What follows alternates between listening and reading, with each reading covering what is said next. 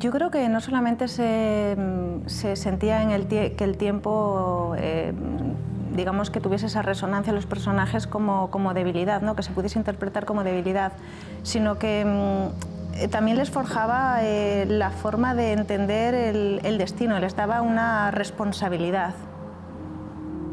En parte sí. Son protagonistas porque todos los personajes tienen algún silencio que tienen que enfrentarlo y tienen que dotarlo de significado y los marca. Están los abuelos, está la propia protagonista, también Sofía, ¿no? Que también encarna esa búsqueda incansable de respuestas y también lo que necesitan decir. Y a medida que van avanzando a lo largo de las páginas es cuando van descifrando todo eso. Sí, se me ocurre algo todavía más trágico.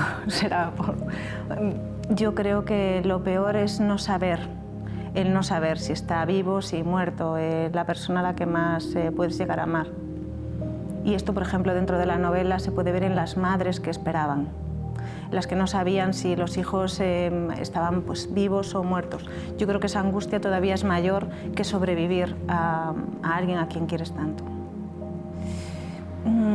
Yo no diría que se dé como bien empleado. Yo creo que hay otras formas de conseguir forjar un carácter también fuerte, pero en este caso sí que es verdad, hay que reconocer que vivir en un entorno de tanto miedo como el que tiene Sofía, sí que desde muy niña le ha cortado la infancia y por tanto pues no es una niña que ría precisamente. Tiene más de malo. Yo creo que hay que medir siempre las consecuencias de nuestras ideas y de nuestras acciones y es responsabilizarnos de lo que pensamos y de cómo lo utilizamos y lo empleamos, porque vivimos al final en sociedad, no podemos aislarnos. Es verdad que en el caso de Sofía, lo comentaba hace un momento, pues se le acorta la infancia, ¿no? Derivado de todo lo que va viviendo, esas astillas van dejando mella, van dejando huella, va abriendo pequeñas heridas y entonces pues ella pues tiene un carácter bastante fuerte, pero es lo que hoy en día se llama resiliente, ¿no? No lo puede elegir, nadie puede elegir, y menos en esa época, ¿no? Cada una de las épocas va dejando algún tipo de herida y hay que interpretar esa memoria para luego proyectarlo también al futuro y en el caso de Sofía lo transforma en algo positivo. El Dios cristiano perdona, porque forma parte del ideario que tiene, o sea, el Dios cristiano sí es un Dios que perdonaría a todos los personajes. El Dios, por ejemplo, en el que creo yo, que es un Dios más parecido al de Spinoza, un Dios más ligado, digamos, que a la madre naturaleza, es un Dios de consecuencias. Entonces, en ese sentido, digamos que tiene otra noción de justicia, no de perdón, que no tiene nada que ver. No estoy de acuerdo con eso.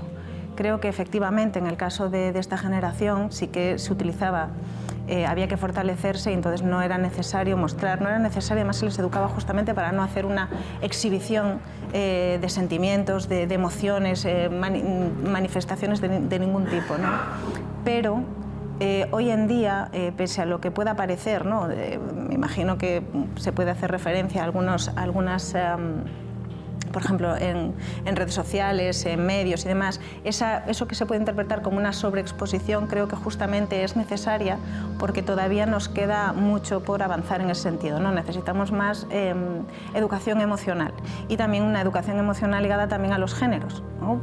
Pienso sobre todo pues, en la masculinidad que se tiene que estar forjando a día de hoy. Entonces creo que vamos, en ese sentido vamos por el buen camino. Hay hueco para la esperanza, porque la esperanza yo la entiendo dentro de la novela y fuera de ella también, como el sentido de la vida. Y justamente, aunque el odio está muy presente dentro de la novela, desgraciadamente, porque forma parte de nuestra esencia, tanto el odio como el amor son sentimientos activos, no se pueden controlar, no es como la ira o como la tristeza, no tenemos ese dominio sobre ellos. Y la esperanza está más ligada en ese sentido pues, al amor. Pero el amor ya no entendido como la necesidad de ser amados, sino como la necesidad de aprender a amar a los demás. Sí, aunque sea muy doloroso. Esa frase está extraída de una parte de la novela en la que dice que se puede añorar más una caricia, el recuerdo de una caricia, que todos los golpes recibidos. Pero justamente es un salvavidas pues porque nos devuelve una vez más con el recuerdo de esa caricia, el recuerdo de ese cariño, de ese amor, nos invita a seguir pensando hacia adelante, esa promesa de que puede volver a repetirse, ¿no? Y eso, en ese sentido, sí que es una salvavidas. Y además, si lo hilamos con el poder de la imaginación, forma parte de eso que nos va dejando esa huella dentro, nos va dejando ese calor dentro, en el recuerdo, para seguir avanzando. Yo creo que sí, nos lo deberíamos tomar como justamente es algo muy bonito, ¿no? Que primero se nos va la voz, pero lo último que perdemos es el oído. O sea, esto es así, esto es científico. Y sí que deberíamos llevárnoslo a nuestra vida. Es curioso porque justo es en los momentos finales, cuando somos conscientes de todos esos mensajes que se nos han ido encasquillando, ¿no? De alguna forma dentro y necesitan salir, ¿no? Esos pequeños quistes es justamente cuando salen, es en esos momentos finales, ¿no? Y la forma además que tenemos de que nos lo devuelvan, porque también necesitamos escuchar, es a veces pues, tener el valor de ser el primero en hablar. Yo personalmente considero que sí, que es muchísimo más fácil perdonar a los demás que a uno mismo. O sea, la culpa es, las culpas esas que son inconfesables, como le pasa a la abuela Dina, considero que es lo más doloroso y porque en el fondo estamos siempre buscando el perfeccionarnos a nosotros. Somos mucho más, sacamos el látigo con mucha mayor dureza con nosotros mismos que con los demás, ¿no? Por eso es tan importante reconocer, digamos, que nuestras propias sombras, entender también las de los demás, para llegar a ese tipo de comunicación y de comunión entre los otros y nosotros. No he recurrido a nadie en particular y he tenido muy presentes a muchas personas con nombres y apellidos, por decirlo de alguna forma, ¿no? O sea, que no hay nadie en concreto, pero sí que digamos que cada personaje puede estar inspirado en más de una persona. Sí, yo considero que, pero todas mis novelas las escribo con el corazón, esta especialmente. Me gusta, digamos que abrirme en canal, que salgan todas las emociones que latan dentro de cada uno de los personajes, y en el caso de Sofía y Daniel es bonito porque se encuentran también a través de las palabras. Yo considero que no existe nada más íntimo que el poder de la palabra, y qué increíble, ¿no? Qué fortaleza cuando a través justamente de las palabras se está diciendo mucho más de lo que puede parecerse en una primera lectura. Y a medida que se van conociendo, en cambio, con esas cartas que se escriben también entre ellos, cómo se va descifrando también, ¿no? a cada uno de ellos sus emociones y todo lo que no se dicen. Y esto me parecía un poder, vamos, me parece que es el poder de las palabras. Sin lugar a dudas, sí. Considero que para ser valiente, el valiente no es el inconsciente que no siente miedo. El valiente es el que, sintiendo el miedo y calculando todas las posibles consecuencias negativas o adversas, llora primero lo que tiene que llorar y luego se enfrenta a lo que se tiene que enfrentar. Sí, yo de hecho cuando estoy escribiendo, al final estoy buscando siempre las heridas invisibles de la existencia, ¿no? Y de la existencia humana en concreto. Y aprender a amar la lluvia, aprender a amar, pues sí, la ausencia de sol. Aquí, bueno, tenéis un día maravilloso, justamente decirlo hoy, pero forma parte de aprender a vivir realmente. Aprender a vivir porque no siempre, no todos los días pues van a ser soleados, ¿no? Y siempre sigue siendo un cuadro hermoso que necesita también todo nuestro mimo y todo nuestro cuidado. Yo considero que es mejor abrirlo y sacar todo lo que está dentro, pero hay que trabajarlo, no es dejarlo salir como si fuese un volcán, ¿no? En erupción. Creo que hay que dejarlo salir y trabajarlo. Por ejemplo, en ese sentido abogo mucho pues, por el poder de la escritura para sacar lo que cada uno tiene dentro, no necesariamente tiene que ser hacia los demás, sino con uno mismo. Y es un acto, yo creo, que de honestidad con uno mismo para seguir evolucionando, para seguir creciendo y mejorando, ¿no? Al final este es nuestro aprendizaje vital. Por supuesto que es mucho peor. El mar de las penas invisibles es terriblemente más dañino, de entrada porque es el poder que le estamos dando a lo que no está y que está dentro de nosotros mismos, ¿no? Y ahí es donde realmente salimos, nos convertimos en náufragos o incluso nos podemos ahogar.